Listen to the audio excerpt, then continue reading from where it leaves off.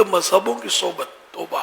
لاکھ نمازیں پڑھتا ہو، ماتھے پر کیا کیا نشان بنا رکھا ہو، اگر اس کا عقیدہ خطرناک حد تک بگڑا ہوا ہے، بدعقیدہ ہوتا ہے بگڑے ہوئے عقیدے کا نام. کوئی بگاڑ جو ہوتا ہے وہ کفر نہیں ہوتا، کوئی بگاڑ کفر ہوتا ہے عقیدے کا. کچھ ایسے ہوتے ہیں کہ جو صرف اس طرح کے ان کے عقیدے ہوتے ہیں کہ کفر میں وہ پہنچے نہیں ہوتے، تاہم ان کی صحبت بھی ہے تو ایمان کے لیے زہر قاتل، خطرناک ہے. یہ آتا ہو تو بندہ گلی بدل دے.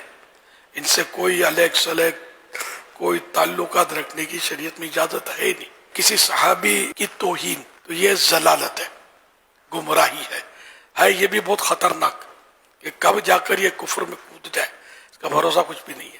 صحابی کوئی بھی ہو، ہر صحابی یہ نبی جنتی، اس کی توہین کی کوئی گنجائش، کوئی اعتراض ان پر ہمارا حق بنتا ہی نہیں ہے، ہمارے لیے ہمارا منہ بنتا ہی نہیں ہے، اور کوئی قابل اعتراض ہے بھی نہیں. کیونکہ اللہ پاک نے سب سے وعدہ کر لیا حسنہ کا، بھلائی کا وعدہ کر دیا. اگر بھلائی کا اللہ نے وعدہ کیا تو کیا وہ جنت کے علاوہ کہیں اور ان کو ڈالے گا؟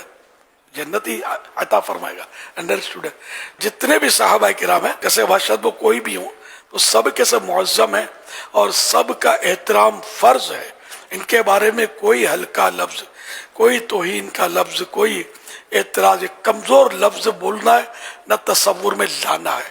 یہ سب ہمارے آقا ہے. اللہ پاک کے پیارے میرے آخری نبی صلی اللہ علیہ وسلم نے ارشاد فرمایا، اللہ پاک جب کسی بندے سے بھلائی کا ارادہ فرماتا ہے تو اس کے دل میں میرے تمام اصحاب کی محبت کو ڈال دیتا ہے. اتنا بڑا کرم ہے اللہ پاک کا ہم غلامان صحابہ والے بیت پر کہ ہمارے دل میں محبت ڈالی ہے اسی رب نے.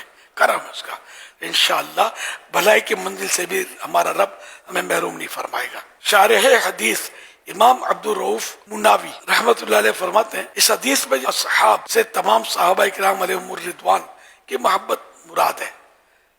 یہاں تک کہ اگر کوئی شخص بعض صحابہ کرام سے تو محبت کرتا ہے لیکن بعض کے متعلق بغض و نفرت کے جذبات بھی رکھتا ہے تو ایسا شخص اس بشارت میں داخل نہیں، یعنی اس کے لیے بھلائی نہیں ہے. اور جس کے لیے بھلائی نہیں ہے اور جہنم میں جانے کے لیے اپنے آپ کو تیار کرے. نہ رب کی طرف سے جس کے لیے بھلائی نہیں ہے تو اس نے جہنم سے بچنا کب ہے؟ تو بعض فرق کرنا نہیں ہے. ہر صحابی یہ نبی جنتی، کسی پر اعتراض بنتا ہی نہیں ہے. بڑا بچ بچ کر، سنبھل کر قدم پھونک پھونک کے اٹھانا ہے. اسی لیے مطلب یہ کہ صرف اور صرف عاشقان رسول، عاشقان اولیاء، عاشقان صحابہ اہل بیت کی صحبت رہے، انہی کو سنیں. یہ بد مذہبوں کے، بدعقیدہ لوگوں کے کلپ بھی مت سنا کریں. ان کی تقریریں نہیں سننی، ان کی تحریریں نہیں دیکھنی. اپنوں کے پاس ہی رہنا ہے، اپنوں کو سننا ہے.